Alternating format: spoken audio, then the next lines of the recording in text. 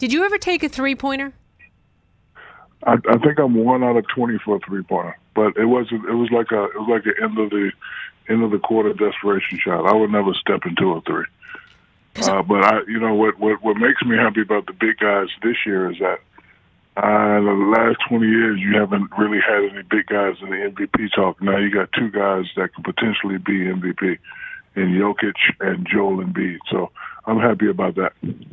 Yeah, and we saw those games on TNT. I think Chris Webber was calling one of them. And watching Zion Williamson, because he's 20 years old, and I always say that he's the only player out there right now that reminds me of you at all. But he's out there, and he's working on his threes. And it's amazing to me. You sat here with me a couple years ago, or maybe you called in, and you said 3 years ago, I predict the big man makes a comeback. And you were right. Yeah, they're starting to play big, especially Zion. I like the way he plays. He plays bully ball. This league has been a copycat league for so long, but, when you're a great player, you don't do what everybody else is doing. You make them adjust to you.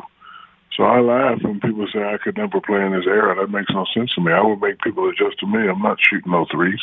Every time you shoot a three and miss, I'm running right to the middle lane and stand, and then you're going to have to double and triple like they always did. So, I just like big guys to be big and, just use their size. Just because the game says you can shoot three-pointers don't mean you have to go out there and shoot three-pointers.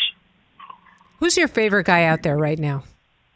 Oh, Steph Curry is my favorite guy because I've seen the best, played against the best, beat the best, and I've never seen anybody do what Steph Curry can do. That's why he's my favorite player. Like when I sit up there, like people think I'm really hard on the guys, but look, I've seen a lot. And if you're not close or above to what I've seen, I don't really get excited. So, but Steph Curry has always excited me.